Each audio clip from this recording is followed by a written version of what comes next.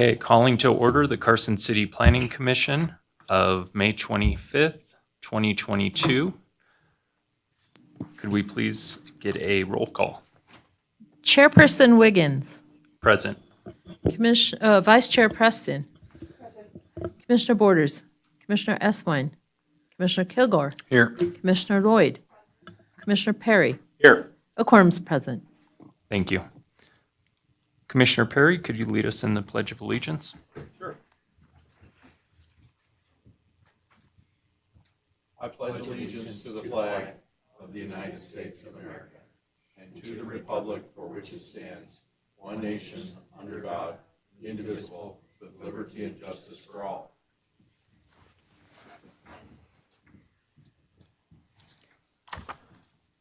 Okay, moving on to public comment.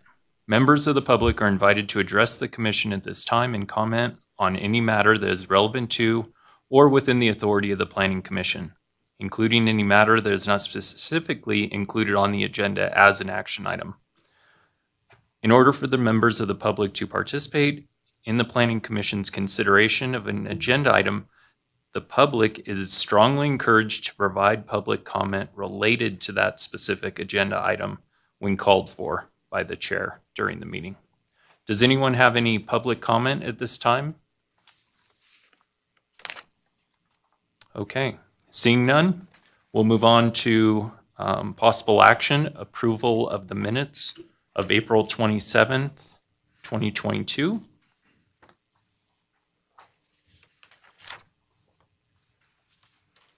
Does anyone on the commission have any edits or comments?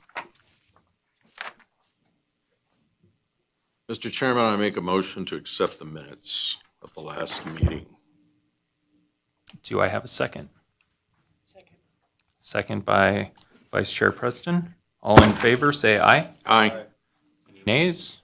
Motion passes. I abstain, Your Chair. Oh. I was not present. Okay. Abstention from Commissioner, why do I forget your last? Lloyd. Ah, there we go. I know your first name. Okay, moving on to the meeting items. Item 6A. For possible action, discussion and possible action regarding a request for a variance to reduce the required side yard setbacks for a property zoned general office located at 607 East Spear Street, APN 004-235-02. Heather. Good evening, Commissioners. Heather Manzo for the record. So before you this evening is a request for a variance to reduce the side yard setbacks on a property from the 10-foot required setbacks to 5 feet. The property is located on the south side of Spear Street on the second block to the west of North Roop. This property is relatively small in size. It's less than 3,000 square feet with a 33-foot wide lot. What the applicant has presented is a request to reduce the side setbacks. There were previous improvements for a single-family home on the property that were demolished in 2019. In reviewing the code, it was determined that the developable width of that lot would be 13 feet without the request for a variance. So the applicant considered what could possibly go on the site and presented a single-family residence, the same type of use that was on the property before, and has requested that reduction to the side yard setback to accommodate the development that's being proposed. In terms of the request, this would be a single-family residence, 2 stories, with a 1,464 feet of living space and a 2-car garage and a second-story deck that goes over the garage area. The applicant would be required to demonstrate that the design complies with the Carson City Development Standards 1.18, which is for residential development within a commercial zone. This property is zoned general office, as are all of the properties surrounding the site. So when we take a look at variances and the findings that need to be made, there are 3 findings that are necessary to be made. The first is that this property faces special circumstances that are unique to this property, where strict application of the code would deem the property undevelopable or deprive the applicant the privilege that would be enjoyed by others within the neighborhood or within the same zoning district. In this case, because of the narrowness of the lot, the limitations of the site without the variance would pose potential development hurdles. In reviewing the second finding for a variance, granting of this request is necessary to preserve the property rights of the applicant. In this case, they have deemed that pretty much the only use that is viable on the site is a single-family residence, and that the variance will allow for them to develop the property.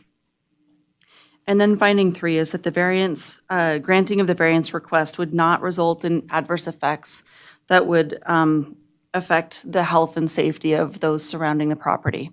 In this case, it's a single-family home. A lot of properties in this area are developed with similar setbacks. So while it doesn't meet the code requirement, it is very consistent with the neighborhood. So in reviewing the findings, staff was able to make them all and is recommending approval of the request. We did get one email in opposition of the request that was forwarded as late materials. The public commenter noted that the request is excessive and would perpetuate an undesirable situation. In this case, variances do have to meet the 3 findings in order for approval, so staff does not believe that this would be establishing some sort of precedence. So with that, staff's recommending approval, and I'm happy to answer any questions at the appropriate time. Okay, thank you, Heather. I have one question to start. This is, the setbacks are through the residential development standards in non-residential zones. What are the residential zone setbacks? So if we're looking at a smaller lot size like this, SF4 or SF6, the side yard setbacks would be 5 feet, consistent with the request that's before you. Okay. Does anyone else have any questions for staff? Okay. Could the applicant please come up? Yeah. Please hit the button and state your name. Dawn Rickaba. Are you okay with the conditions for approval in staff's report? I am. Okay. Do you want to make any other statement? No, Okay. Thank you. thank you.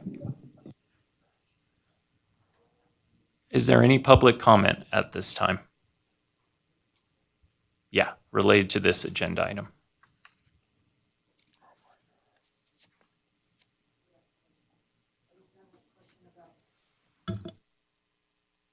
Denny French, Carson City Chair and Commission. Thank you. I was just wondering about the landscaping, if there was any considerations for trees or shrubs or any rooms for such, because that's a very tight space, but I'm pleased that you approved it. I just had a question about that. Okay. We haven't approved Thank it you. yet, but Oh, well, okay. Thank you, Denny. thank you. Any other public comment at this time? Back to staff. Do you want to address perhaps the question? Sure, thank you. Heather Manzo for the record again. So in terms of landscaping, the applicant will be required to landscape it per code.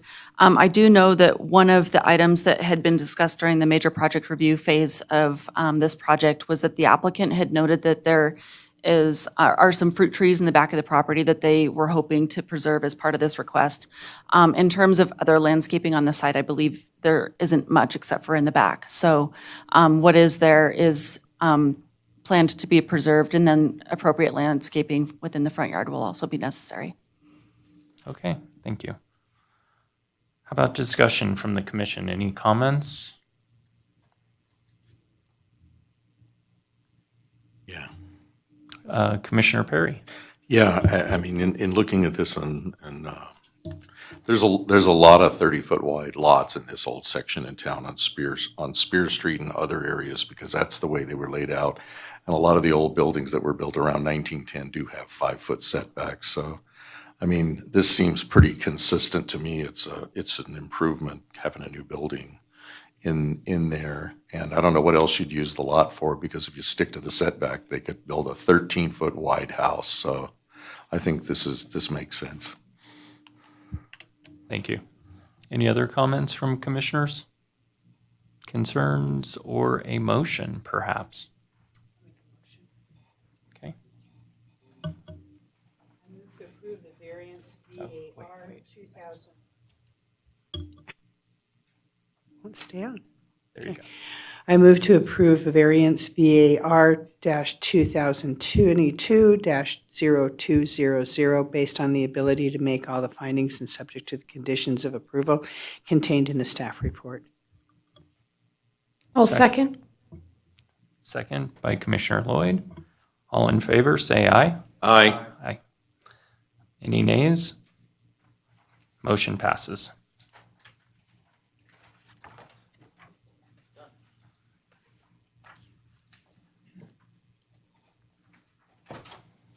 Okay, moving on. Item 6B. For possible action, discussion and possible action regarding a recommendation to the Carson City Board of Supervisors to amend Title 18, Section 18.04.135, General Commercial of the Carson City Municipal Code to include a watchman's quarters in the list of accessory uses for the General Commercial Zoning District. Heather. Thank you, Heather Ferris, for the record. The applicant owns and operates a personal storage facility which is located in the General Commercial Zoning District. Currently, watchman's quarters are not an allowed use in the GC zoning district. They're not allowed as an accessory use. They're not permitted. They're not allowed as a conditional use. But they would like to have the option in order to provide for on-site security. Watchman's quarters are allowed as an accessory use in the tourist commercial, limited industrial, general industrial airport, air industrial park, agriculture, and conservation reserve zoning districts, subject to compliance with Municipal Code Section 18.05.035, which requires a unit to be clearly accessory to the main use of the property, prohibits payment of rent by the occupants. It limits the use of the quarters to one family and requires compliance review by staff every 2 years. And additionally, RVs are not required, so the watchman's quarters would have to either be stick-built or manufactured home. Staff is recommending adding watchman's quarters to the list of accessory uses in the GC zoning district, subject to meeting the requirements of 18.05.035 as outlined in the draft ordinance, which is included in your staff report packet. Additionally, the DA's office has proposed a handful of clerical amendments as well. There are 3 findings of fact that the Planning Commission and Board of Supervisors must make in the affirmative in order to approve a zoning text amendment. Staff has made all 3 findings in the affirmative, and again, we're recommending approval. We have not received any public comments on this item. I believe Chris Kynette is here representing the applicant, and he may wish to address the commission, and I'm available for questions. Okay, thank you, Heather. Does anyone have questions for staff? Hi, Heather. I'm a little confused here. Here, use this one. That one works good too, top right. Okay. I'm a little confused on here is that in our late material, we have an application. And in our regular material, it appears that someone who, it's not really clear in this, had applied for this. Right, so the late material, as it's indicated in my memo, was left out inadvertently when the packet was put together. So it was included immediately the following day.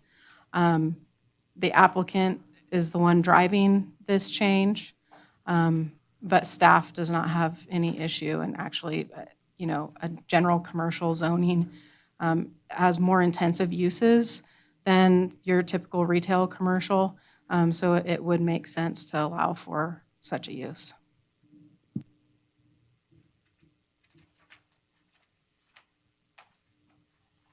I have a question then. So if this passes, they would still have to come in for a special use permit, or would it be by right? What would be It there? would be an accessory use.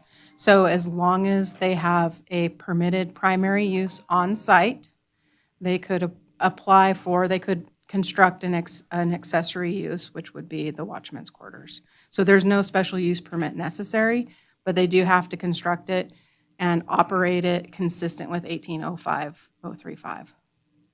So alternatively, could they have come in for a special use permit? No, because it's currently not an allowed It's not use. allowed at all. Okay, Yeah.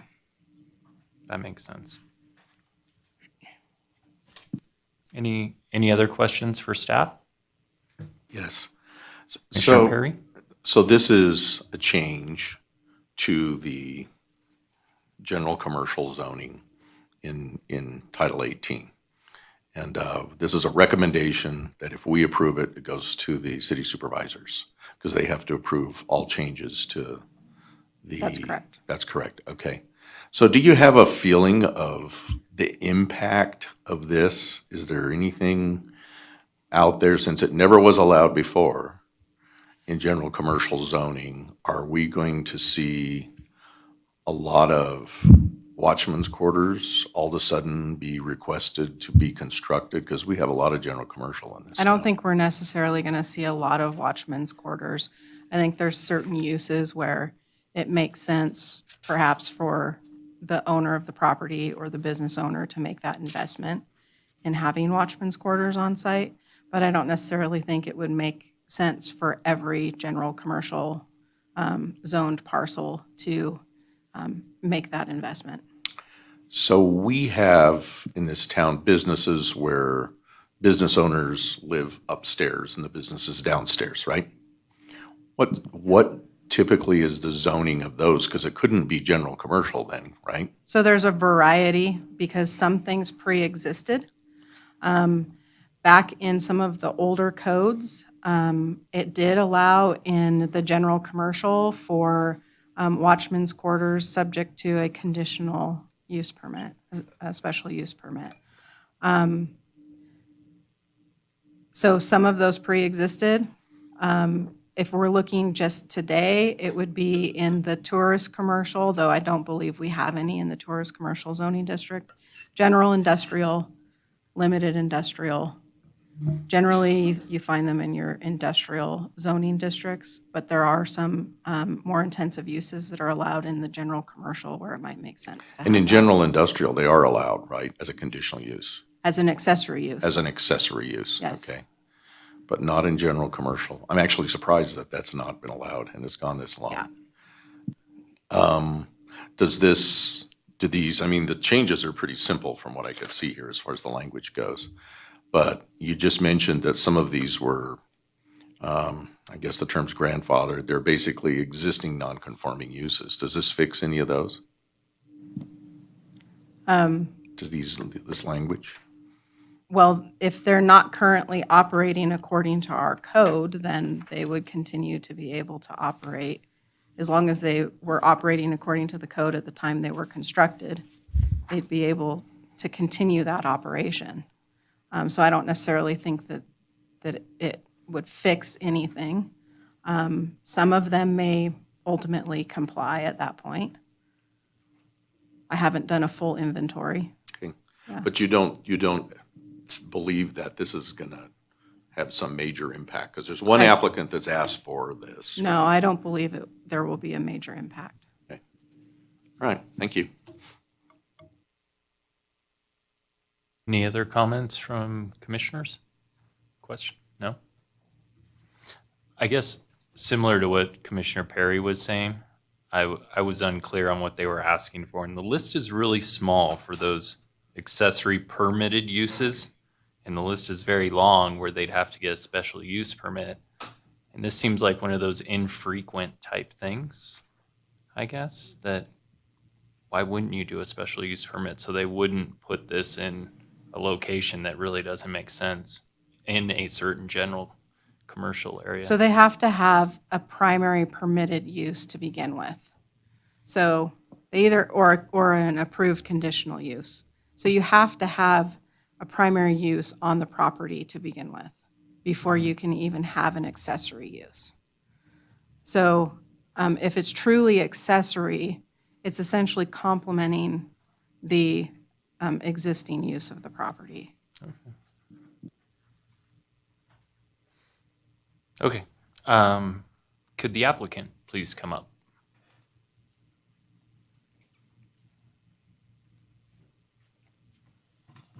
And if you could sign your name on that sheet Yes. too, that'd be great.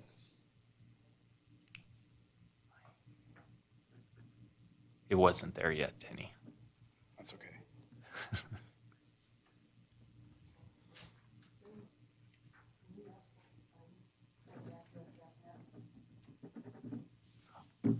Cover.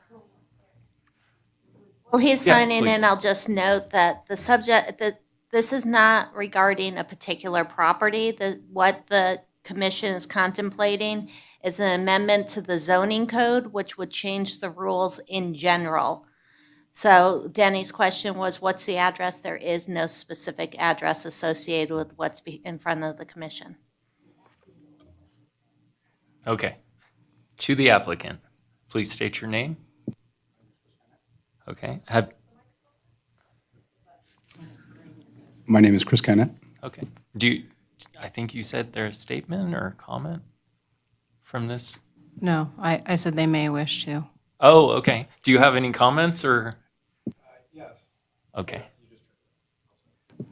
Got it. Yes, I do. Just a brief explanation of the structure that I'm wanting to build. It is for myself. I'm the owner of Carson City Self-Storage that lies sandwiched in between Costco and Clear Creek Storage on Old Clear Creek Road. The current structure that I would like to build a second floor on is the office that's existing there now.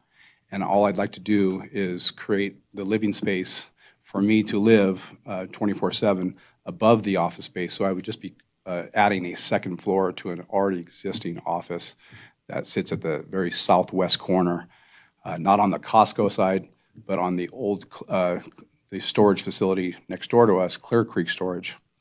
And it would facilitate 24-hour occupancy and security for the facility. We have had numerous break-ins over the past few years with graffiti and tampering of people's property and storage units themselves. And I felt that this would be a really good use for me. I'm a retired firefighter, currently homeless, unfortunately. But it would work really well for not only my customers, but myself. And I feel that the impact in the general area would be next to nothing since it's a structure that's already existing. And currently, the two facilities that are closest to me are Cube Storage, which is old Carson City storage, and Clear Creek Storage, obviously next door. Those facilities, obviously grandfathered in from a long, long time ago. They do have residences on both those, more of a watchman's quarters at Cube Storage down on Highway 395 on the east side of 395, and there's actually a standalone residence at the Clear Creek Storage. So I would be doing something similarly, but with quite a bit of less impact, no frontage, no viewage from the corridor of 395, and no viewage from Costco customers, just basically in the very southwest corner of my property. Thank you. Yeah, I think this is a great use. Do any other commissioners have any comments? Or? Mr. Chair, I'd like to make some comments regarding what I just heard. What's before you is a text amendment. What was just described to you was a request to establish a use. It was interesting, but there's nothing to say that should you amend the code as requested, that the applicant will be allowed to do the improvements as he's just suggested. That will require compliance with building code, fire code, other codes. So I just want to put that on the record. Also, the applicant indicated that there were some, quote, grandfathered uses in the area. Staff has no knowledge that those uses were lawfully established. I don't want the record, the silence, if I don't respond to that, I don't want the record to appear that staff agrees that those were lawfully established uses. So I just wanted to provide that clarification. What's before you is a text amendment, not not a request to establish a particular use at a particular location. Thank you. Okay, thank you for that clarification. Yeah, and so if we're changing the broad scope of rules that people have to live by, this is a good example of how an individual can now comply with this broad scoping rule change. So, okay. Any comments from? Okay, Yeah, Commissioner Perry? yes, I do. I don't have an issue with this. I think it's fine. Like I said, I'm kind of surprised that there isn't some mechanism for residency in general commercial. And what I heard Heather say is that there's probably some non-conforming uses out there. And I think of things like the Fox Brew Pub downtown, right? Which is general commercial, I think, right? And it has residential upstairs. So is that consistent with the zoning? Is general commercial, is that what motels are too? So in the downtown area, generally, you're looking at downtown mixed use zoning, so it's It's got an it's overlay. different. You can have residential in a non-residential zoning district. You guys see those frequently. In this particular case, it doesn't make sense because one of the findings is that you can't establish, it's proven that you can't establish a commercial use on that site. So they have a commercial use on site currently. So what makes sense in this case for what they're trying to accomplish is to consider the watchman's quarters. And in order to do that, you have to amend the zoning code. There's nothing else that we need to fix here is my question, really, after this. I think that's a bit of a loaded question, but I think there's a lot that, as you know, we're looking at Title 18 right now and making changes to it. But generally speaking, as far as watchman's quarters go, I don't think there's anything that we need to change. All right, thank you. Yeah, I think my only issue is that we're kind of giving this, call it a lighter review without making it in the special use permit category. So just as a reminder, all of the zoning districts where it's currently allowed, it's allowed as an accessory use. So Okay. tourist, commercial, agriculture, conservation reserve, and then your industrial zoning districts as well. So Okay. they're all accessory. Okay, that puts it in context. All right, thank you. Okay, do we have any public comment on this item?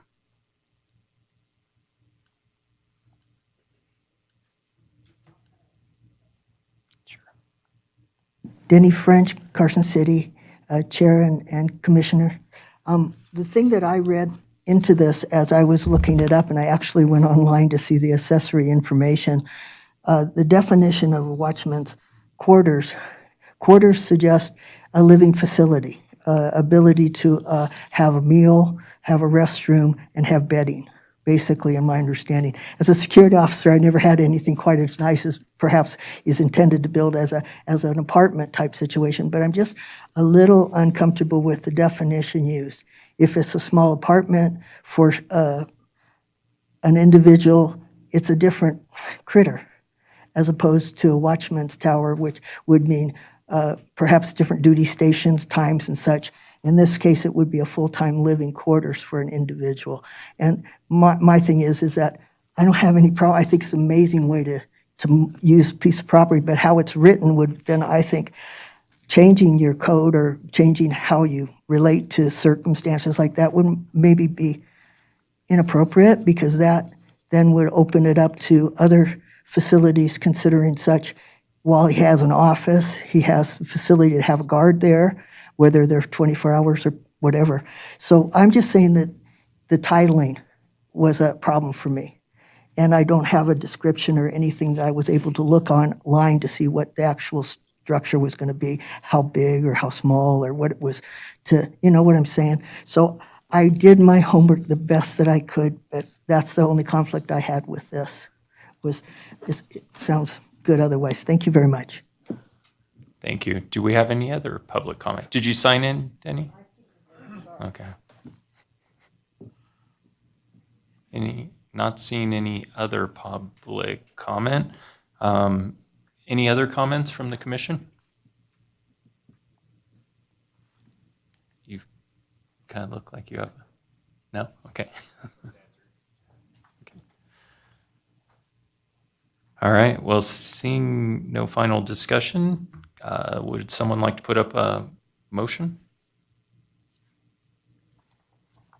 Yeah, sure. I'll, Commissioner Kilgore? I gotcha. I move to recommend the Board of Supervisors approval on ordinance amending CCMC 18.04.135 to include watchman's quarters in the list of accessory uses. Any second? I'll second. All in favor, say aye. Aye. Any nays? Motion passes. Sure.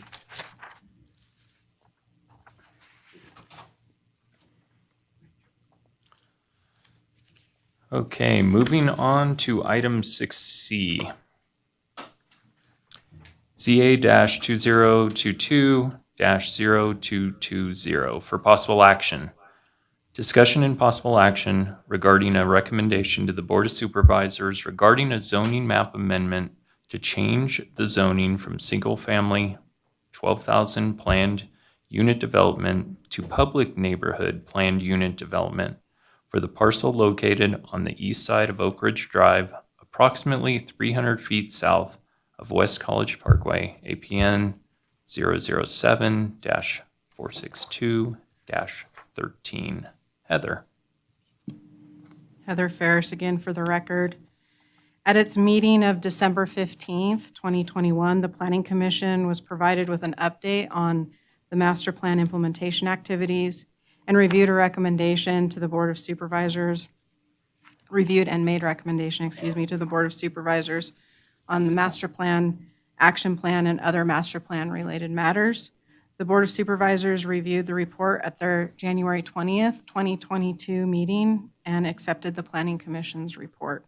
As part of that report, as you may recall, staff inventoried city-owned parks and recreational facilities to ensure the zoning and master plan designations are appropriate for their use. The subject property is known as John Mankins Park and is owned by the city. The master plan designation is Parks and Recreation, and the existing zoning for the parcel is single-family 12,000 planned unit development. So in order to create consistency with the existing Parks and Recreation master plan designation, the property should be zoned public neighborhood planned unit development.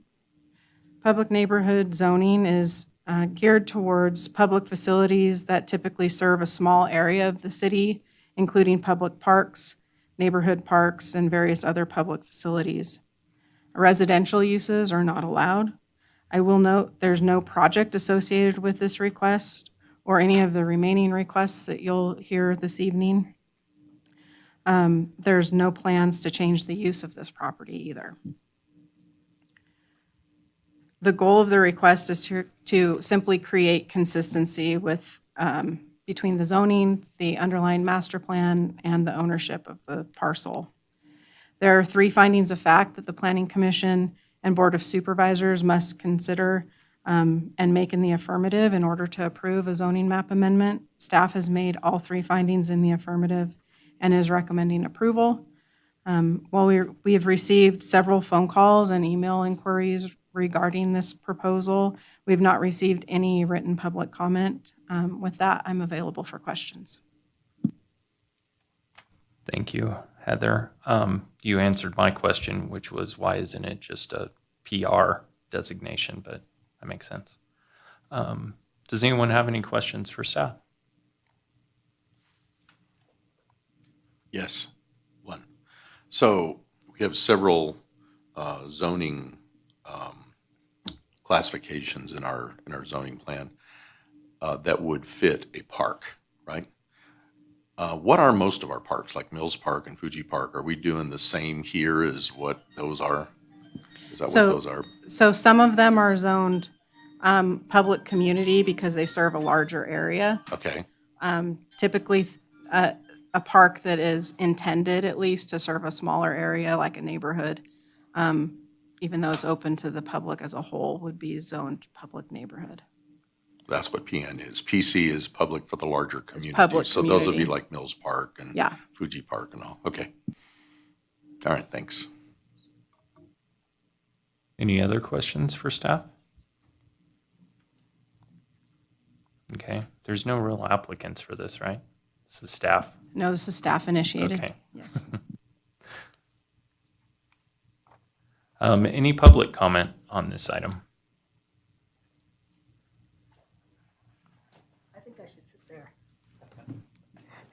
Denny French, Carson City, Chair and Commissioners.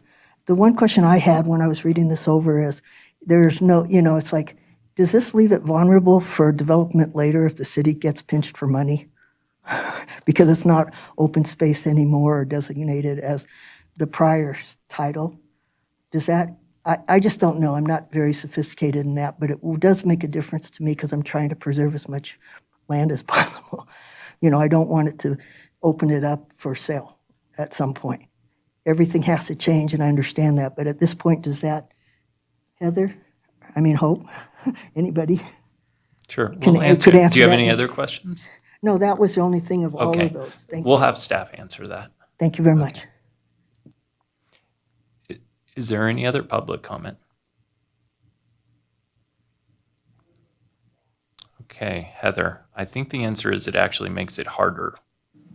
Yes, it makes it, it doesn't prevent the city from selling property in the future, but it makes it harder for development. We would have to consider, if a development was to come in here, if, 50 years down the road, the city wanted to consider selling the park, which I don't see that happening. It would require a master plan amendment, a zoning map amendment, and then whatever other entitlements would be required for that development.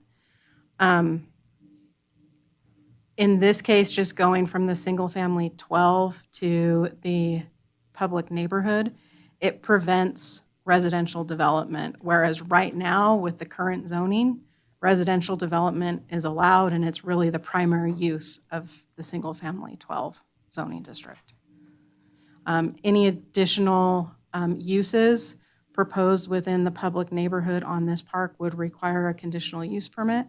So we'd be back in front of the Planning Commission. So even if the park wanted to provide a different amenity, then that would be a use permit, and we'd be back in front of you. Okay, thank you, Heather. I think we're probably taking care of a lot of these items with all these questions. So one other question. Actually, maybe I'll wait it. I think it might be actually better for the other one. Never mind. Any other comments for staff? Any final discussion or perhaps a motion? I'll do just a final comment and happy to do a motion then. So this park was part of the planned unit development of Silver Oak, and it was actually constructed by the developer as a requirement for developing there, correct? That's correct. And now that it's done, we are going to say, okay, officially, it is a park. It's been deeded to the city, and we're just fixing the zoning here because the zoning was originally for all of that SF 12,000 in there. That's correct. Okay. So I guess if we are ready for a motion, I would be happy to make one. I move to recommend to the Board of Supervisors approval of the zoning map amendment ZA 2022-0220 as presented. Second. All in favor, say aye. Aye. Aye. Any nays? Motion passes.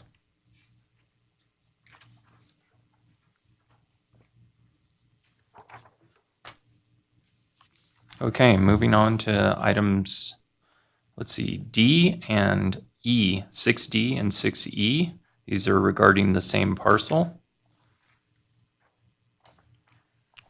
So for possible action, discussion and possible action regarding a recommendation to the Board of Supervisors regarding a master plan amendment to change the master plan designation from medium-density residential to Parks and Recreation for the parcel located at 1205 Racetrack Road, APN 010-732-05. And then should I read 6E too? Okay. And then 6E for possible action, discussion and possible action regarding a recommendation to the Board of Supervisors regarding a zoning map amendment to change the zoning from single-family 6,000 SPA to public neighborhood SPA for the parcel located at 1205 Racetrack Road, APN 01-732-05. Heather. Heather Ferris again. As discussed in the previous item, this request was also a part of the 2021 Master Plan Annual Report. The subject parcel is known as Schultz Ranch Park and is owned by the city. The existing master plan designation is medium-density residential. In order to create consistency with the use and the ownership of the parcel, staff is recommending that the master plan map be amended to Parks and Recreation. Additionally, the zoning is currently single-family 6,000 SPA. The SPA stands for Specific Plan Area. This is a Schultz Ranch specific plan. Staff recommends the zoning be amended to Public Neighborhood SPA to be consistent with the ownership and proposed master plan of Parks and Recreation. There are 4 findings of fact that the Planning Commission and Board must make in the affirmative in order to approve a master plan amendment, and 3 findings of fact that must be made in the affirmative in order to approve the zoning map amendment. Staff has made all in the affirmative and is recommending approval. Again, we received a few inquiries regarding what we were doing here, but we have not received any written public comment. So with that, I'm available for questions. Does anyone have any questions for staff on this? I do. Commissioner Perry? So just for clarity, this is also a plan unit development here, right? No, it was a common open space development within a Okay. specific plan area. And was the park developed by the developer? It was, and it was dedicated to the city. Okay, thank you. Mr. Chair, if I may, and it's not necessarily specific to this request, but based on what Commissioner Perry's asking, I'm thinking about Lil Lane Village. If you guys remember that one, it has the 3-story houses. And when you pull in there from Lil Lane, on the right side is going to be open space, that's a park.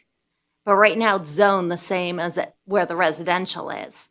And so what we may want to think about, and I may be out of school saying this at this very moment, but I'm going to put it out there because I think it may help the audience understand kind of what we deal with, is what we may want to think about is when we're looking at these tentative maps and they have parks or open space incorporated into them, we should maybe condition that those parks and open spaces get rezoned at the time of final map, so that things are being cleaned up as they're being created with the final map, as opposed to us coming back later trying to do this cleanup and everyone's kind of wondering what we're up to.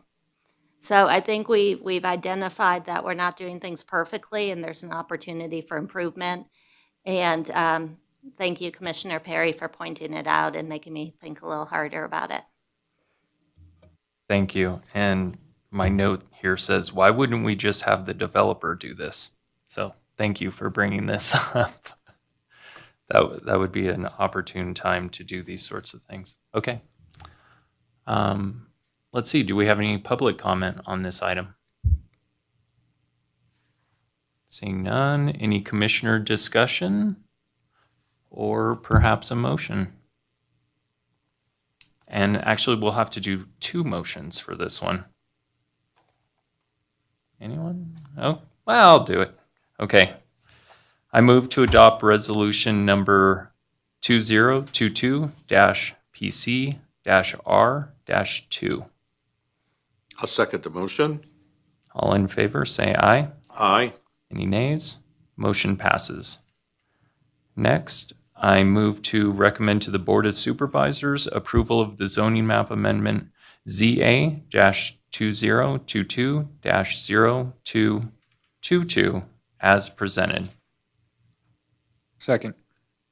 All in favor? Aye. Any nays? Motion passes. All right, moving on to item 6F and 6G together. Again, similar to the last one.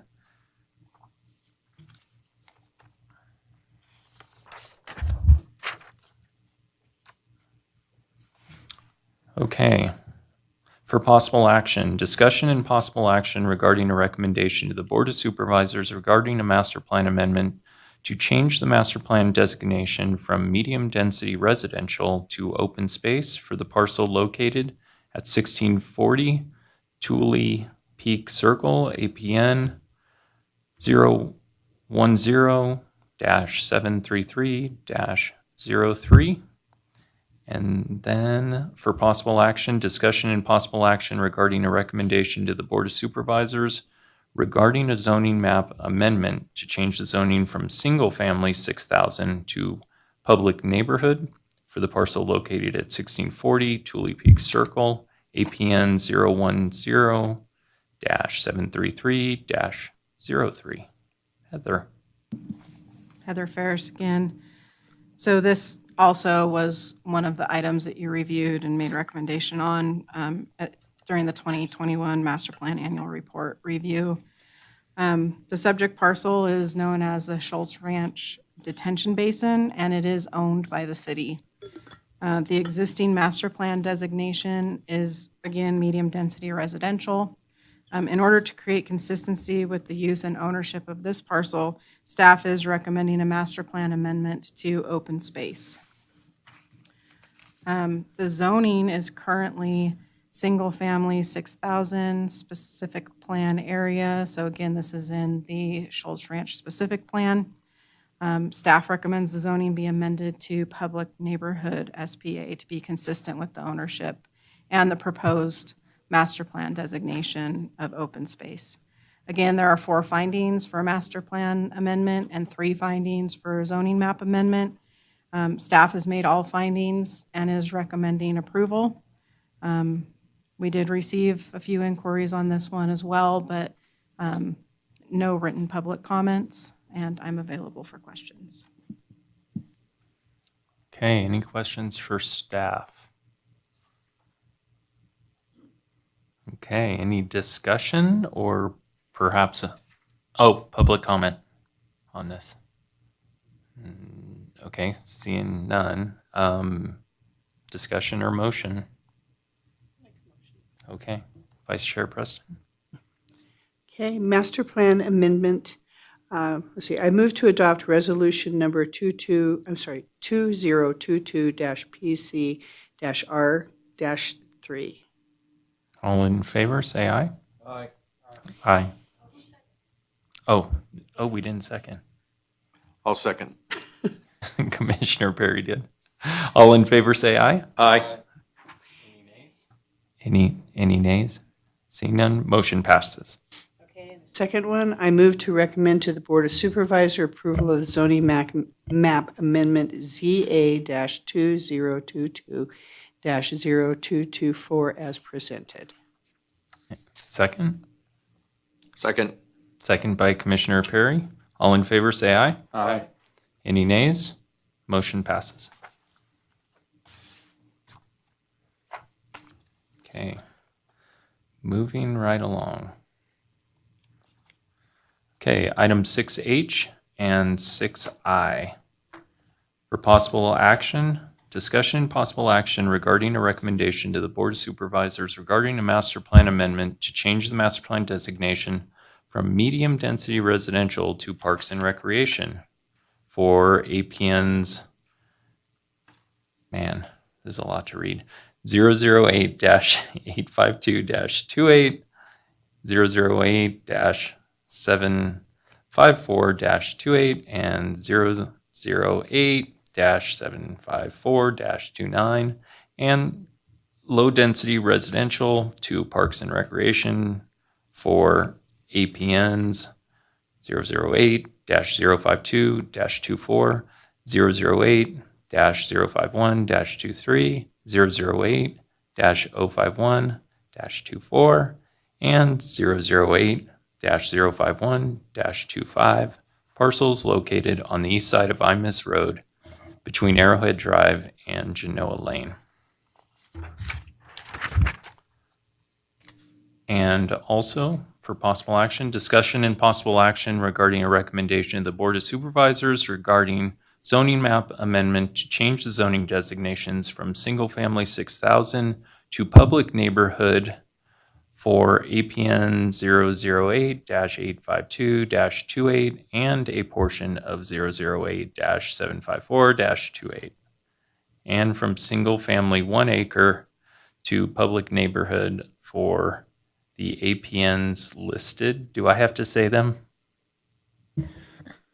No, I don't think you have to say them. They're on the agenda. They're on the agenda, yeah. And they're listed on the agenda. Those are the parcels located on the east side of Imus Road between Arrowhead Drive and Genoa Lane. Heather.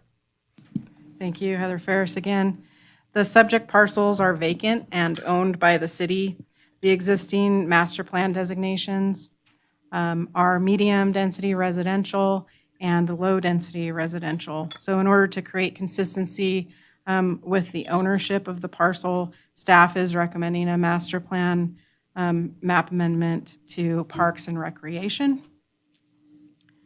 Additionally, the zoning is currently single-family 6,000 and single-family 1 acre.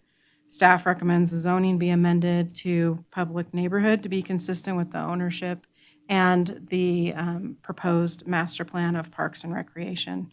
Again, there are 4 findings for a master plan amendment and 3 findings for a zoning map amendment. Staff has made all findings in the affirmative and is recommending approval.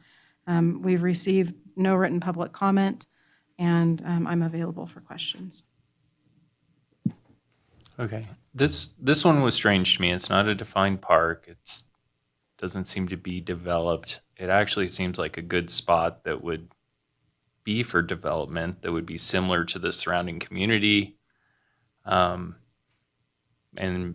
perhaps the city could use this as a bargaining chip for another park or some other space. I don't know. This one just looked different than the rest. So in talking to Parks, while they don't have any current plans to develop anything here, they're also not interested in getting rid of this property. So I don't see that in the future. Okay. Any questions from the commissioners? Commissioner Sure. Perry. How did the city come into ownership of this? I mean, it looks like buffer land along the highway, and I just was curious, do you know any of the history behind that? I don't know. My assumption might be when 580 went in. I don't know if Hope has any history on that. Well, I will say this, when you're on the planning commission, it does take you to parts of the city that you would never go to otherwise. And I'd never been up Imus Road or some of these other places that we went to on this one. So it's interesting to see that and to see that there's some buffer ground there. Would be interesting to know the history behind it. Yeah. Okay, well, I guess that was my question. Question and comment. Comment, yeah. Commissioner Kilgore? Yeah, what are the chances we'll be back here looking at rezoning this again? And I know we've done this in the past, so not with this specific piece of property, of course, but. If I may, in general, annually, what happens is the planning commission does a master plan update. So every year you look at the master plan. And when we present that to the planning commission, staff identifies what we call mapping conflicts. So it could be a situation where the land's been developed a certain way and the zoning's not syncing up with that. And that's sort of what we're seeing here today. We also, as part of that, we reach out to our Public Works Department and our Parks Department to see if they've done any land acquisitions or any land disposals.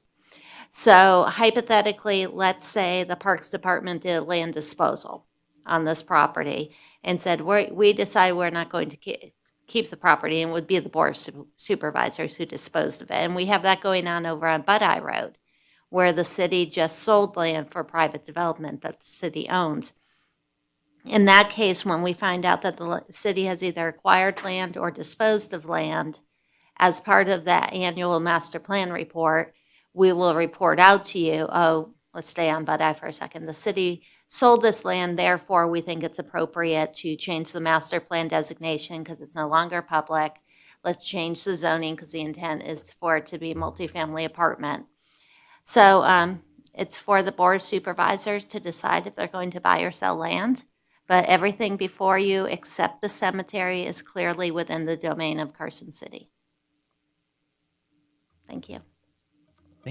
Thank you, Hope. Any other comments or questions from the commissioners? Or perhaps a motion? Commissioner Lloyd, you haven't done one yet today. I move to adopt resolution number 2022-PC-R-1. Second by Commissioner Preston. All in favor, say aye. Aye. Any nays? Motion passes. Oh, sorry. I've been reading so much I can't breathe anymore. Okay, we'll stop. No, we'll do public comment. No, we'll do public comment. Can we come back to this? You can. Okay, we'll open this back up for public comment. Denny French, Carson City, Nevada. I was sort of hoping it would slip by. Australia's working on a really big project to try to have a patchwork of areas designated for insects and for critters, because they're finding that they're having a real big loss of insect life with the fires that they've had and other things. They're now really putting that part into their master plans. And I would like to hear more about that option for Carson City. So I'm a bug and tree and insect type advocate, and those spaces are really important. Some of these insects are just dehomed, and so species are dying all over the place. But Australia is a model for this patchwork attempt to put in places that would allow butterflies to still have a place to go when they're traveling to the next spaces. I'm sorry, I'm not coming up with words because this is a very emotional situation for me, because I was hoping, you'd see it as an open space, but it's really being utilized by so many things right now. And it would be a shame to make it into a park or anything else, but to keep it natural would be, I think, the best of options. So thank you very much. Any other public comment? Migrating is the word I couldn't come up with, sorry.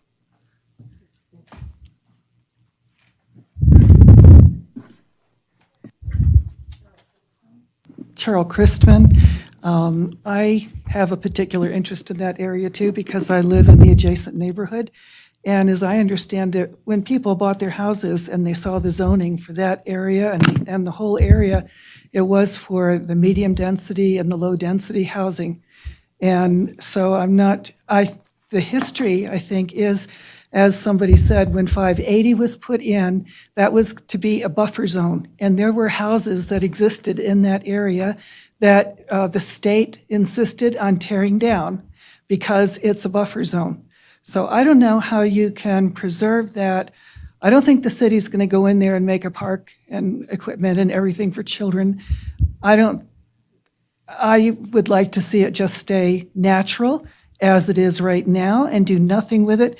But it concerns me that you're taking the designation away from the kind of housing that could go in there. And down the road, we might have apartments or something else go in there that is not compatible with the neighborhood. Thank you. One more comment. It just could be me as a community member, but I get very confused when I look through here and the acronyms and everything and trying to track what people are talking about.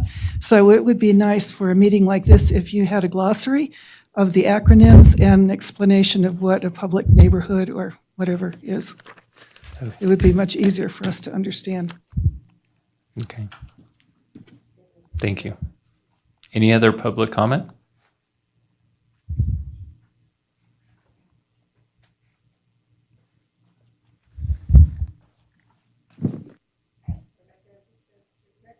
Oh, click the button.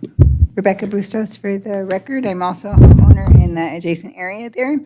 And so I'd just like to confirm on the record that the zoning changing from the multi-purpose or the housing development there now going to be PN, that I think it was item 6C, where it was communicated that makes it actually harder to change the development. I'd just like to put on record that that's the same situation for this.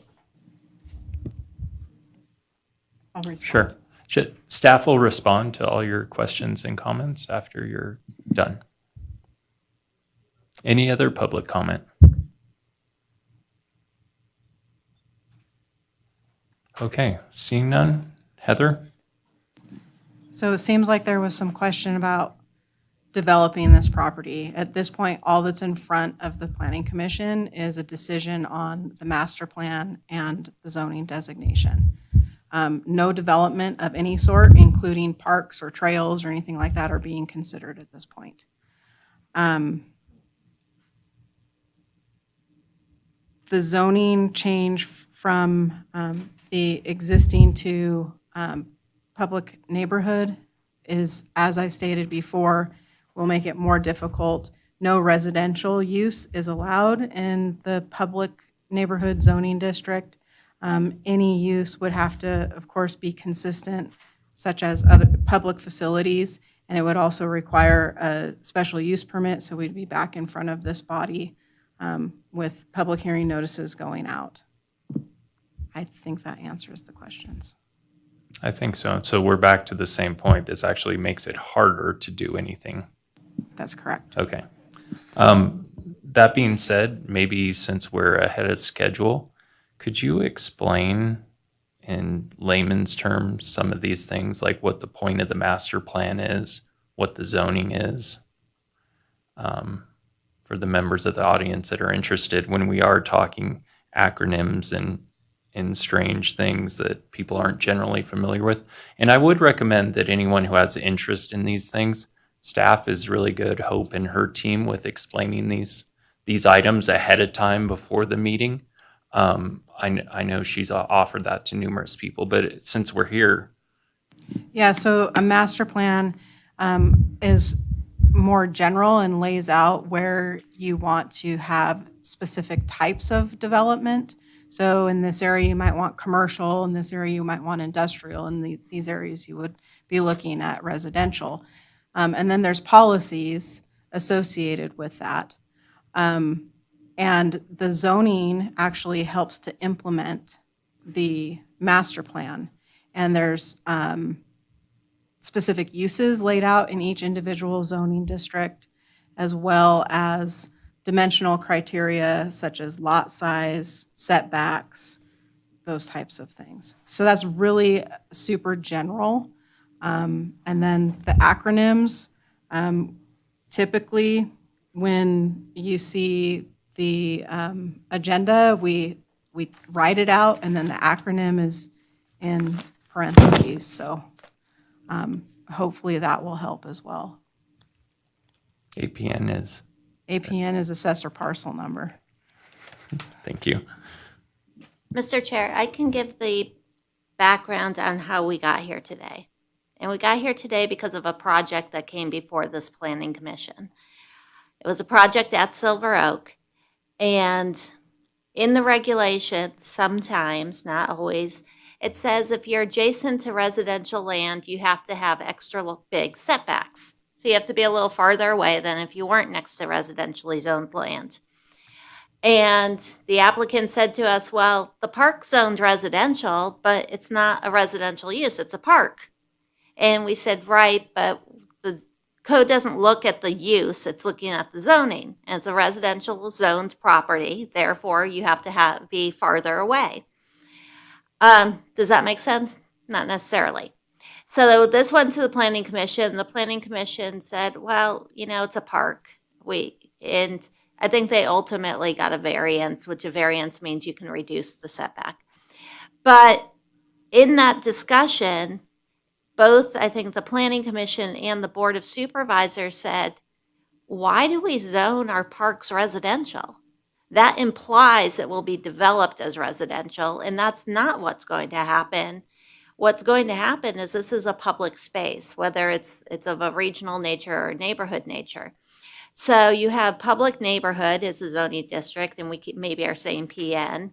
Public regional is a zoning district, and we keep saying PR.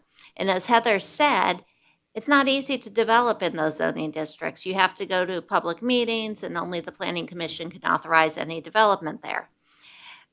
But the net of it is, the Planning Commission and the board both said, this land is not intended for residential development, so why would we zone it that way? That makes no sense. Go clean it up. Go inventory every park we have in the city, all the open space, find the stuff that's zoned residential and fix it. And so that's kind of the background on how we got here today. So I know it seems weird that people have been living in their houses with this park there for however many years, or the open space along Imus, and they're saying, wait a second, what's really going on here? What's really going on is someone asked for a variance. And that exposed everything, and they said, go inventory it and clean it up because it's not for residential development. It's a public space for either a park or for open space or a buffer from the freeway. And Commissioner Perry was asking that question about Imus. I can't say for sure what it is. Folks who live out that way know better than I do. So hopefully that helps clarify, and we want, as the chair said, to be nothing but clear on this. There's no smoke and mirrors. We want to be crystal clear. That's what I've got. Okay, thanks. Is there, if there's, since you've heard some explanation, I'll open it back up for public comment. If you want to come up and ask another question, it needs to be on record though, please. And please sign in. Could you please sign in and Yeah, turn go your ahead and microphone sign on? in. We can't hear you if you don't have the microphone on. It's okay. I didn't know all this formality till I started doing this planning commission stuff.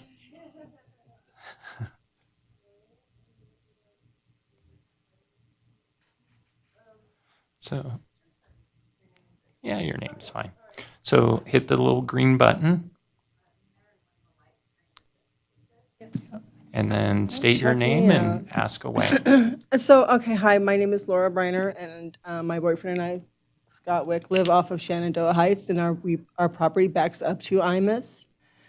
And my question is, when you send out these letters and you're trying to, define the acronyms and low-density residential area, medium-density residential area, and the parcel numbers and this and that, I mean, not many people, myself included, really actually understand that. But what I do know, excuse me, is when you say parks and recs, that doesn't necessarily mean beautiful trees and grass and, la la land.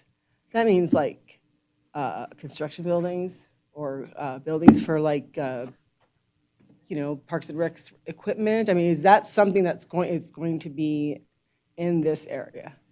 Because I don't think that I have a problem with a park, around in that area. I think my dogs will actually love it. But if there's going to be any kind of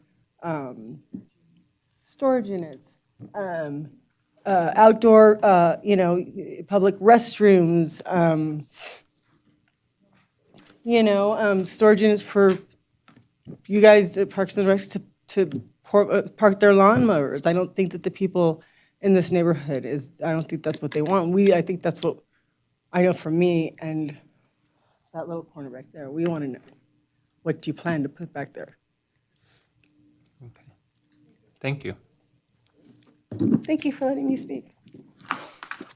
Any other public comment? And again, we'll have staff answer all your questions following the public comment. Okay, back to you, Heather. So as far as what will go there, at this point, according to Parks and Rec, they have no plans to do anything with this property at this time. The public neighborhood zoning allows for things like public parks, could be public trails, it could be public facilities. Typically, parks does not put any type of facility like a storage shed or something like that, in a vacant parcel that they own, they want the storage shed to be at the park that it's serving. But any type of construction, any type of use that's going to occur on that property would require a special use permit, and notices would be sent out to surrounding property owners, and we'd be back in front of the Planning Commission to discuss the use and make recommendation and ultimately a decision on whether or not it's appropriate. Commissioner Preston? Does Parks and Recreation have to get a special use permit in order to do something on that property? Yes, they're not treated any differently than anybody else. And Mr. Chair, just for the benefit of the audience to underscore what Heather just said, anyone who received notice of tonight's meeting would receive notice if there was a request to develop that land over off Imus. So if Parks and Rec came in and they said, we want to build a bathroom and a trail, that would be a special use permit, which is exactly what Heather just said. But this commission could not even consider it until we notified all of you, just like we did for tonight's meeting. So nothing can happen unless we notify you. Oh, right, okay, right. Thank you. The development engineering just reminded me, this is comprised of about 8 different parcels, I think, or maybe 10, I don't remember. So if they only did a portion, we would notify the people within a distance of that particular property. But this commission cannot consider it without us notifying residents with it and property owners within, I think it would depend on how big the parcel is. But we have to contact at least 30 individual property owners. And we all know that you have the freeway there, which means I'm going east, right? So I just want to underscore that, because I feel like there's this undercurrent that something's happening on Imus and it's not. And we're saying that, and I want you to be really comfortable with that. Thank you. Okay. Any commissioner comments? Or back to re-motion, Commissioner Lloyd? How can I do that? Do I just redo it? You can just redo it. Okay. I move to adopt resolution number 2022-PC-R-1. All in favor, say aye. Aye. Any nays? Motion passes. Okay, I move to recommend to the Board of Supervisors approval of the zoning map amendment ZA-2022-0217 as presented. All in favor, say aye. Aye. Was that Terry? Yeah, Commissioner Preston second. Any nays? Hearing none, motion passes. And for the audience that's still a little unclear, again, I would encourage you to talk to the planning department and Hope and her team. I've asked them many questions on numerous things that have come before us, and they've always been very helpful. They're the city staff. They work for us. So reach out if you still have concerns or questions. Okay.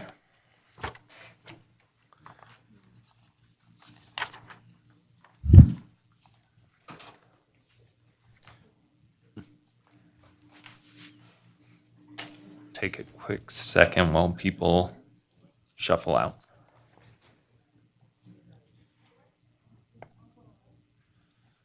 Okay, moving on to item 6J for possible action, discussion and possible action regarding a recommendation to the Board of Supervisors regarding a zoning map amendment to change the zoning designation from single-family 5-acre to public community for parcels located on both sides of Sierra Vista Lane, approximately 1 mile south of Carson River Road, APN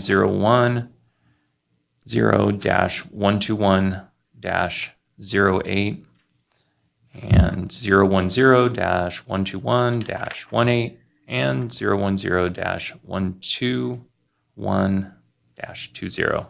Heather. Heather Ferris again for the record. This is another one that was generated as a result of the 2021 Master Plan Annual Report. The subject properties are known as Silver Saddle Ranch, and they're owned by the city. The master plan designation is public conservation, and the existing zoning is single-family 5-acre. In order to create consistency with the existing public conservation master plan designation, we are recommending zoning map amendment to public community.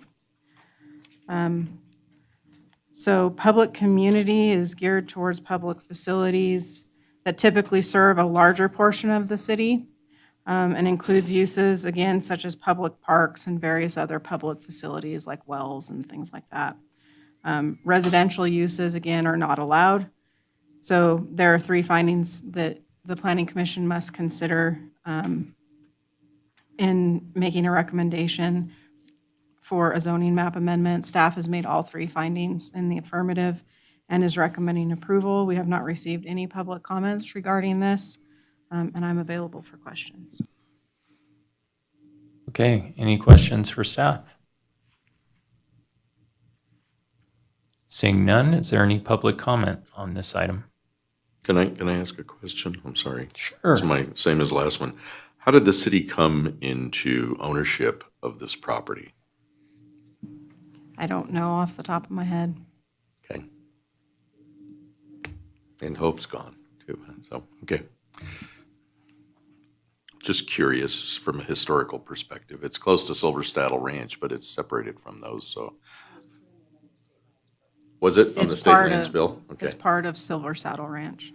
It's part of the park there. Okay. Okay, thank you. All right. Did I ask? I don't know. Public comment? Any final discussion from the commissioners? Or perhaps a motion from the commissioners? I'll make a public comment, or I'll make a comment. I've never been down this way, and for the first time I saw the Mexican dam diversion structure. That was interesting down there, because that's right to the south of where these 3 parcels are. And with that, I move to recommend the Board of Supervisors approval of the zoning map amendment ZA 2022-0221 as presented. Any second? Second by Commissioner Kilgore. All in favor, say aye. Aye. Any nays? Motion passes.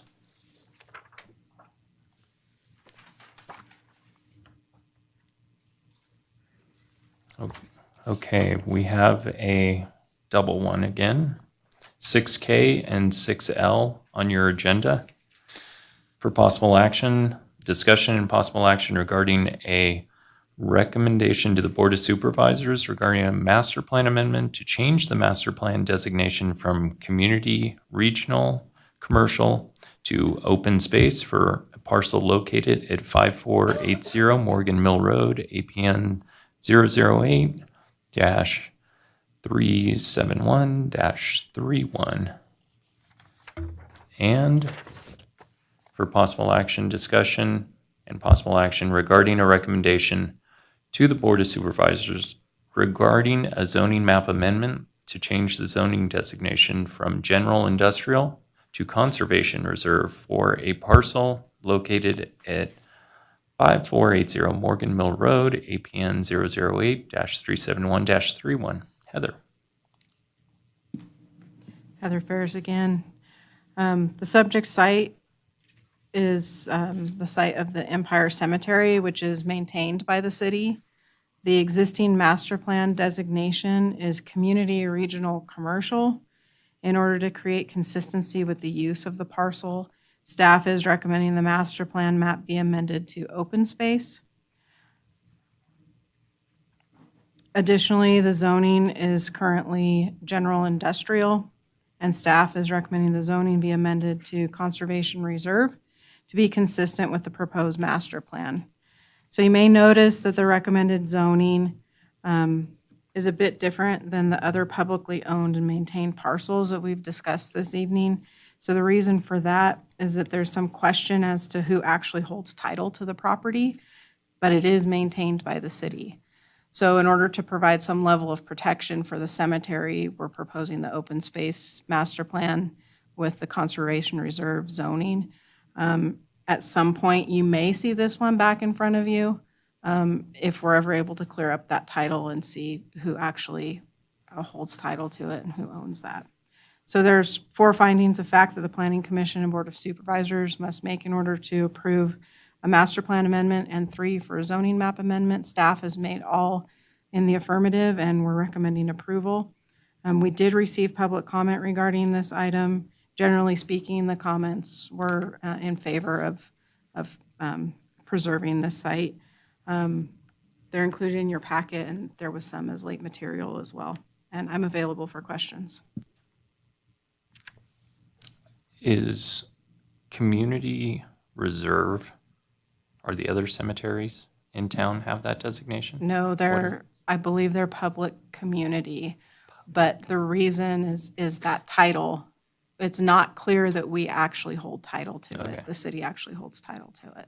So at this point, it's kind of a stopgap measure to preserve the cemetery, and, hopefully in the meantime, clear up that title and see who actually owns it. And if we come to find that the city owns it, then we can make changes in the future. Okay. Any other questions? Commissioner? Lloyd? I'm curious, can you tell us a little bit more about that process? And is that something that the city is currently working on? So the process would be for our real property manager to work through the title. I would have to check with Parks and Rec to see if they've initiated that at this point, because they are the ones that actually maintain the site. But it is on the radar.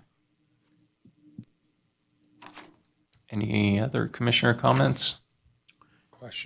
Questions?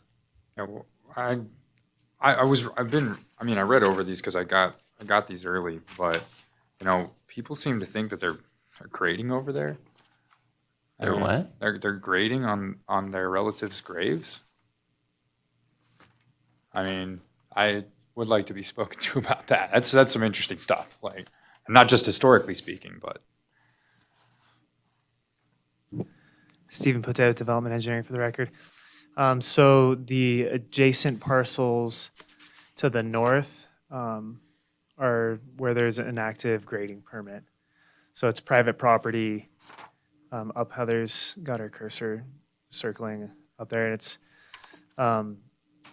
the animal processing facility that came before this commission in the past was on one of those parcels.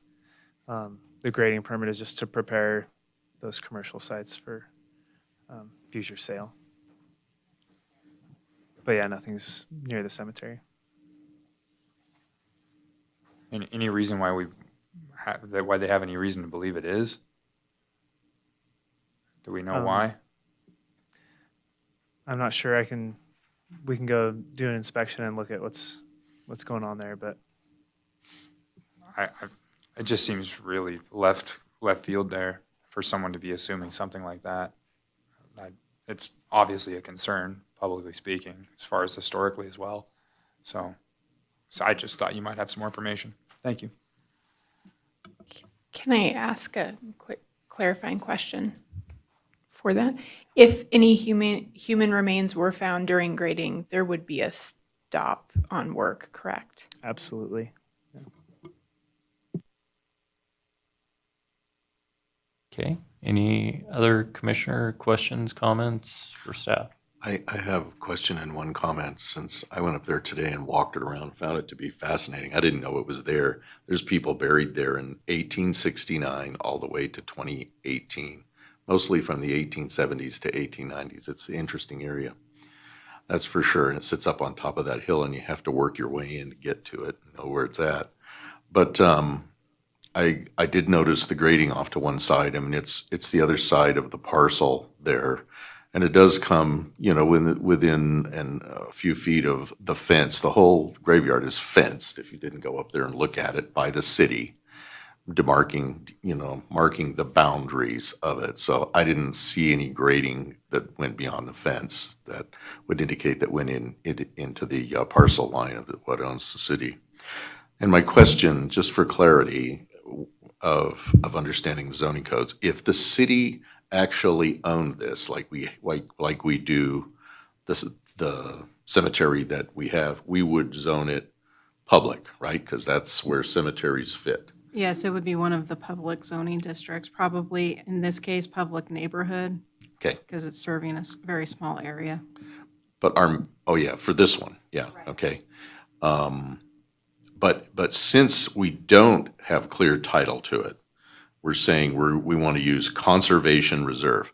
So is that a zoning designation that would be used for like BLM land around the edges of the city that are within the actual county where our master plan and Yeah, it zoning can map? be, it can be, yes. So it can be, that's the difference here, is it But- could be owned by somebody else, so it could go into conservation reserve. If it's P or public neighborhood, it has to belong to the city. Right, but to clarify, Forest Service or BLM could also be zoned public as well, It could, yes. because it's Publicly owned. Publicly owned, okay. I was trying to understand that so that we could understand. Okay, thanks.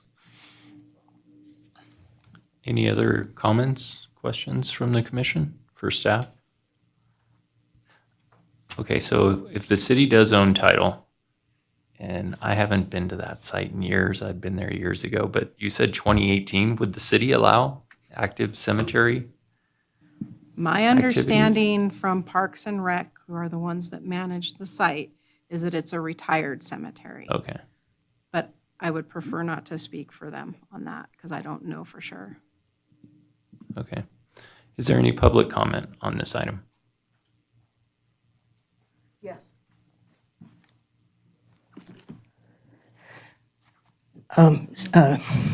Chair and commissioners, thank you very much. Thank you for bringing up the historical aspects of it. The Chinese cemetery that was near Lone Mountain disappeared. I believe it's under the buildings to the side where they put in the charter school and several offices. And I'm really leery of this murkiness of deed. If a person's grading and you don't know who they are, isn't it sort of up to us to check to see who's grading out in an area of such sensitivities? So I would like to know more about that in the future. But the historical aspects of cemeteries are in this area is that some families weren't really welcome. There's different sections at the Lone Mountain, Jewish, this and that type, segregated type diversity there. And some things were put on the other side of the fence because they weren't welcome in the cemetery, but it was the best place for that family to relate to its loss. And so I really would want the areas outside the fence to be considered, sort of have to have a buffer zone or figure out where if you find a body outside the fence. It's not unusual in my understanding of the historical ways that cemeteries were utilized around here. And so I appreciate very much that would be looked into, because I have a lot more questions now that this has come up. Thank you very much. Okay, is there any other public comment? All right, staff, do you have any? I'm not sure there was a question, but So to be clear, there's no issue as far as staff is concerned with the title that's held for the parcels that are being graded on. It's simply the Empire Cemetery parcel that we are not sure if we hold legal title to it or if somebody else does. So I can and it's answer. fully fenced. And it's fully fenced. Okay. With regard to the grading, as Stephen indicated, work would have to stop if human remains were found. Okay. Thanks. Okay. Any other comments, discussion items, questions for staff from the commission, or perhaps a motion?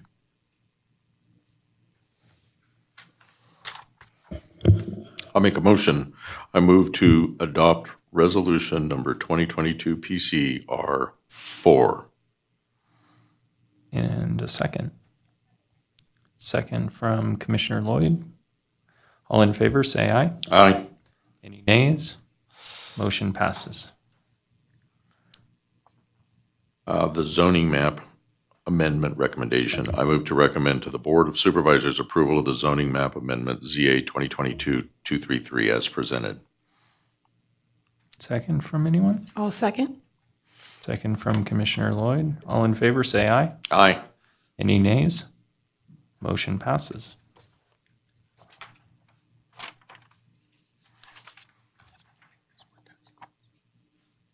Okay, item 6M on your agenda.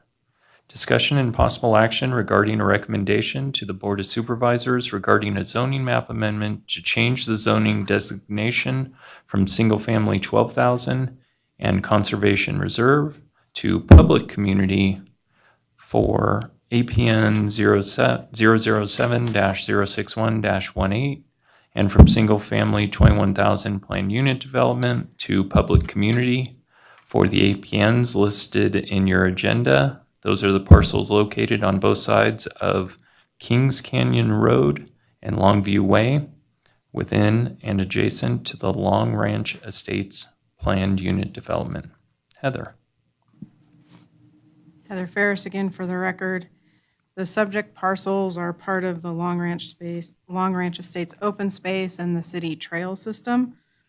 All parcels are owned by the city. The master plan designation for all of these parcels is open space, and the existing zoning for the large parcel on the south is single-family 12 and conservation reserve. All of the other parcels on the north side of Kings Canyon are single-family 21 planned unit development. So in order to create consistency with the existing open space master plan, as well as the ownership, we are recommending changing the zoning to public community. Again, public community zoning is geared towards public facilities that typically serve the larger portion of the city and includes uses such as public parks and various other public facilities. Residential uses are not allowed. There's no project associated with this request and no plans to change any of the uses of any of the properties. The goal here is simply to create consistency. There are 3 findings in order to approve a zoning map amendment. Staff has made all findings in the affirmative, and we are recommending approval. We have received quite a few inquiries regarding this one, but we haven't received any written public comment. And with that, I'm available for questions. What were the inquiries explaining what was going on? Essentially wanting to understand what was happening. Okay. Are there, this was all the sites that were identified?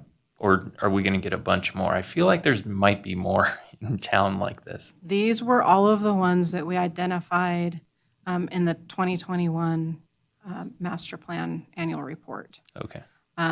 If I remember correctly, they were all of the city-owned park properties. So it was really focused on things that the Parks and Recreation own and maintain. Okay. There may be other city-owned properties that need to clean up, but it was super focused on the Parks and Rec stuff. Okay, thank you. Any questions for staff? Okay, Commissioner Perry. Sorry, my brain works slow sometimes. Was this originally a planned unit development? The development of this, or was it 2 of them? So the stuff on the north side of Kings Canyon is, the majority of that is Long Ranch Estate. The large parcel here was acquired later by the city. The Long Ranch Estates is a planned unit development, but the other parcel to the south is not part of that. And the trail system and the actual park that's in there was developed when the planned unit development went in? That's correct. Okay.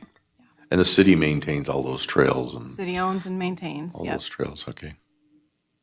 Thanks. Okay, any other commissioner comments? Okay, moving to public comment on this item.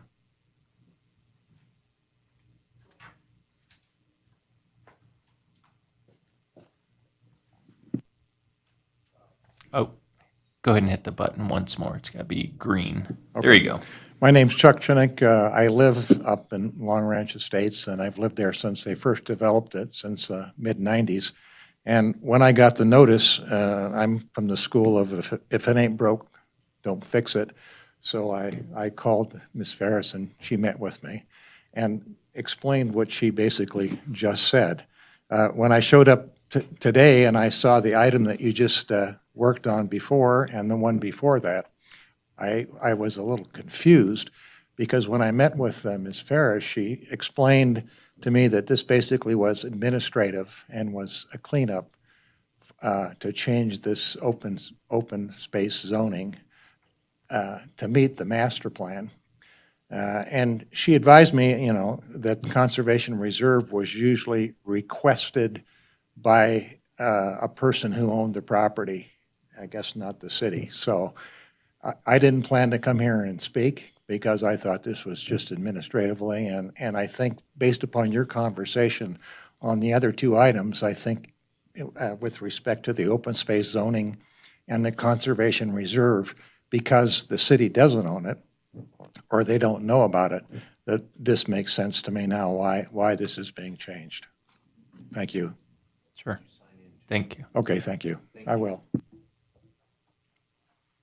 Is there any other public comment?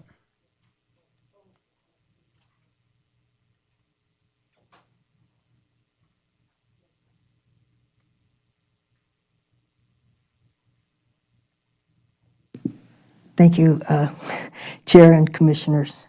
My Denny. thing, thank you very much, Denny You're- French. Yeah, okay. Still Denny French. I'm concerned with the fact that these developers are turning all their maintenance of open space over to the city.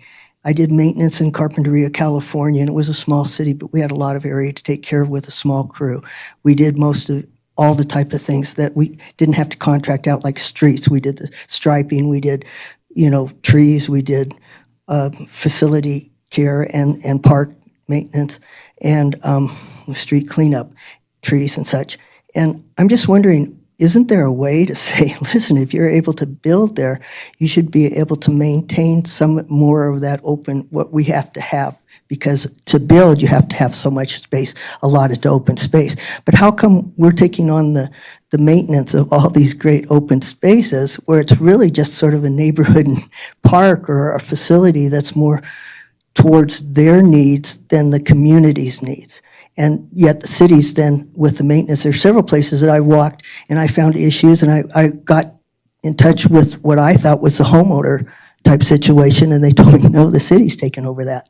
That's theirs now. And I'm going, it's just to me a little hard to feel like I'm, as a community member, being able to utilize this because it's not really accessible in my head. And then to have the maintenance have to then take care of it. That's just a comment, that it's a feeling that I have that we're being sort of wronged.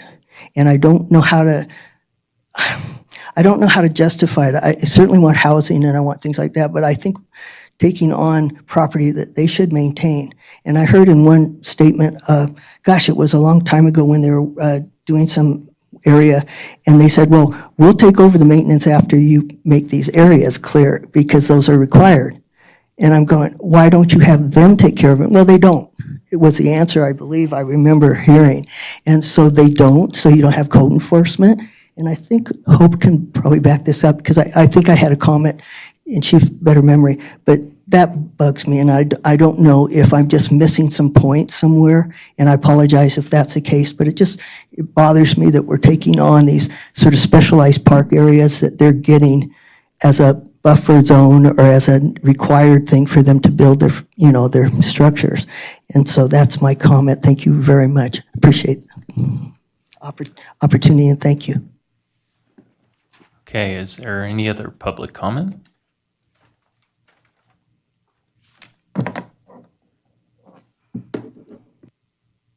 Oh, one more time. There you go. My name is Pauline Smith, and I live up Kings Canyon, and I have for a long time. And you're going to change this to public community, and we have a problem with the traffic that goes up there, the riffraff. That's how we had the waterfall fire and things like that. So I'm wondering, when you're going to change all of this, where are all these people going to park, or how are we going to fix the road to accommodate all the traffic? And we have problems already. How many wrecks have we had there, and people being, the young kids drinking, and then they are killed there, and we don't have a lot of supervision up there. We've increased at the top of Kings Canyon for like 26 cars. Are they going to keep those gates open all night and we've got people going up there all the time, or is it going to be patrolled? I mean, right now, the way things are going, the traffic, you've got motorcycles going up there, they race up there. What are the intentions of the city for maintaining all these different problems that we already have that haven't been taken care of? And they've increased the road that from where the creek crosses Kings Canyon and up above, they've widened it, but there's a portion near where I live that it hasn't, and it's right on a curve, and that's where all the accidents happen, and they go over the side, and I don't see how you could widen it there, because when they brought up the natural gas, they had to actually dynamite a great big huge rock and to get us the natural gas, and they can't send any more up unless you construct another pump house to pump natural gas up there. And we're all on wells and bathrooms and things like that for people. And there's a lot of, when they have the races up there, we have to call the fire department, ambulance, or whatever, because there's a lot of people that end up dehydrated and laying there that are almost unconscious at times, because most people are not prepared for Kings Canyon. Okay, thank you for your comments. Okay. Any other public comment? Heather? Should I turn this off?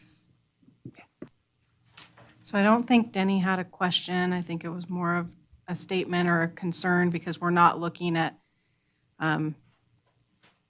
taking on any new open space at this point. This is something that the city has So owned so and when- maintained. Maybe, Can I make one more yeah, normally public comments limited to 3 minutes. Oh, okay, but- well, all I want to say is the Longview Estates was at one time open space, but what they did is the city ended up with the water rights, broke Bill Long's trust or whatever, so the kids sold it to the city, the water rights to the city, so that they could build the subdivision. Are we going to have different back and forth up Kings Canyon? And we don't have the water. Okay, thank you. So just to clarify, for Denny's benefit, we're not taking on, with this, we're not taking on any new maintenance. This is something that we've owned and maintained for quite a while. And I think when projects come before us, we look at the open space that's required for, say, an apartment complex. The city isn't generally going to take that on because it's specific to that community. So I'm sure. That's correct. So Parks and Recreation has to weigh in on if they want to take care of any future open space, right? That's correct. Okay. And Ms. Smith's comments, so this isn't proposing any new projects. This is essentially a cleanup of the maps. The zoning map will now be consistent with the open space. There's no proposed change in ownership. The city owns and maintains the properties. The planned use is the existing use, so there's really no change at this point. So, so this is more just land use, cleaning up the underlying what's there. It's not going to increase traffic, decrease traffic, it shouldn't have no effect on that. That's correct, and additionally, there's no allowed residential use with the proposed public community zoning, so So this similar. isn't going to trigger any increase in density. So, yeah, so similar to the other ones, this is actually making it harder to develop what the underlying original land use was. That's correct. Okay. Does anyone on the commission have any comments, discussion, questions? I do. Okay. If I could, and I just wanted to take a moment with some of the questions that Ms. Smith, right, had there. The Planning Commission every year has one meeting where we become the Growth Management Commission. And usually that's in the June meeting. I don't know if it's going to be next month at all. But the municipality of Carson City adopted many years ago a growth management plan. And every year that requires that all the city departments come in and look at and comment on what constraints to growth there are, including the school district. And that document is actually out there on the city's website. It's called the Growth Management Plan. It's approved by the Planning Commission and then the City Council every year to look at the constraints of all of the things that we have about growth. There's a limit of 3% from way back in 1978 for the amount of new residential housing, and we haven't reached that in many, many years as far as numbers go. One of the components of that is Public Works, and they look at water and sewer. You know, what's the capacity of the sewage, and how much water right do we have, and how much are we using? And the person that runs that department actually does a very good detailed analysis of that. Because I've heard many times from people, we don't have any water left, we shouldn't be developing. But the reality and the fact numbers there say that the water supplies that we have, which are both surface and underground waters in the city, because, you know, as you know, in fact, in this one we're talking about here, there are city wells within this, and that's one of the reasons why we're able to do that. Now, if we left it with the developer or the people who own, we could never drill a city well there. And there's city wells all over the place that help equalize the water pressure in the city. But the last growth management plan that we had says, you know, we have the city has 18,500 acre feet of water right that there is available to them for surface and water right. In 2008, we were using 12,000 acre feet of that. The last year it was tracked, which was 2020, we used 9,500. So the reality is our water consumption over the last 12 years has decreased, not increased, because of conservation measures. Your well at your house is not included in that because that's outside of it. That's a domestic well. I'm only talking about the wells that the city owns that they pump water from, and the surface water that the city gets from, like the Marlette water system and from down in Minden and Gardnerville. There's a number of different sources, but we're using about half of the water, at least in 2020, that we have the water right to use. So that's included in the growth management plan because that's ultimately the build out of the city is tied to how much water do we have. That is true. But it's not like we don't have water. We do, and we've done a good job in the city, I think, of conserving that. So I just had to get that in because I love that growth management plan because every year we get to look at what are the constraints that all the city departments have. So thank you for bearing with me. Thank you, Commissioner Perry. Commissioner Preston? I wanted to address one of Mrs. Smith's concerns is the new parking lot up at Kings Canyon. it's a beautiful thing, but I'm with you. I've lived here for a long time, and I do know that Kings Canyon can be a very treacherous road.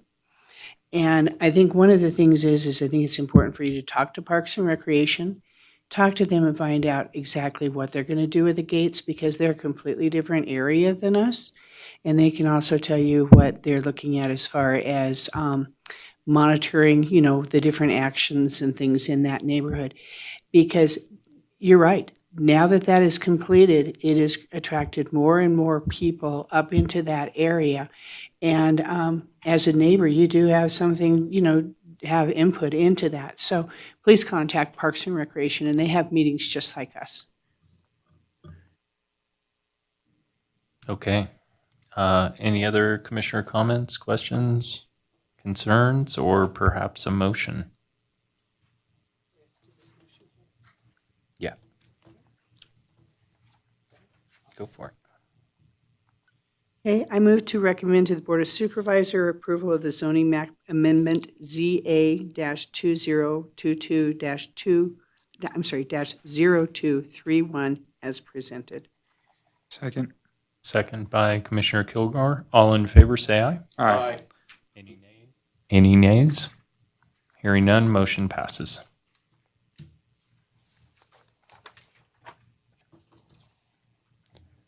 Okay, moving on to staff reports. Hope? Okay, so Commissioner Perry's right. In June, you'll have you'll meet as the Growth Management Commission, and we'll have the annual Growth Management Report. Let's see, also for next month, you have a batch of special use permits. 906 South Stewart Street's looking for an extension on their special use permit. That's a 253-unit apartment complex, 6 stories behind Red's 395, fronting on Stewart Street. So they'll be in.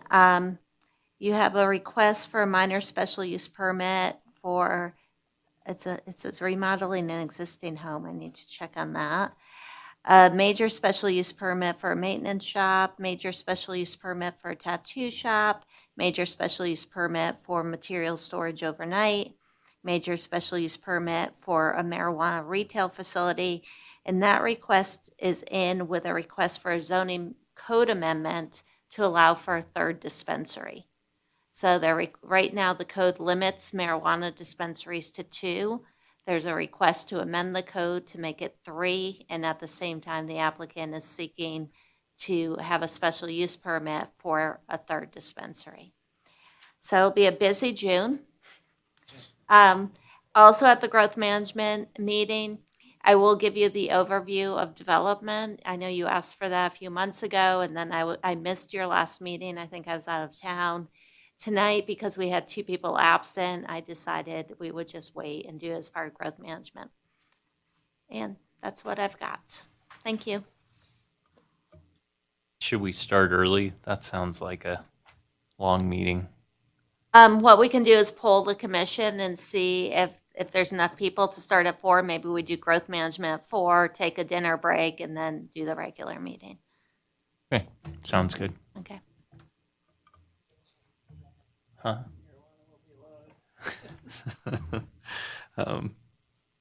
Okay, any commissioner reports or comments for the team? Okay, moving on to final public comment.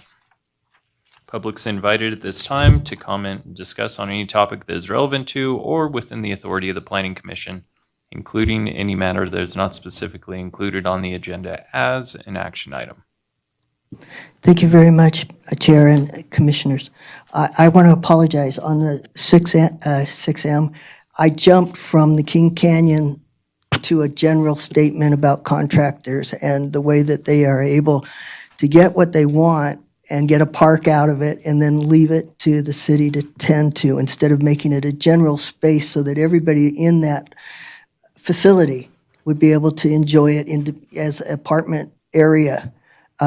They put it in a bundle and then they package it up and hand it to us. So that's the water that you pay, that's the maintenance that you pay. And believe me, I've mowed a lot of lawns, and I love the fact that they have parks, but they almost seem like they're made special for those that are part of that specific development, and it's not really a open to the public type feel to it, or even the accessibility as far as how to get to some of them. That's just my basic thought.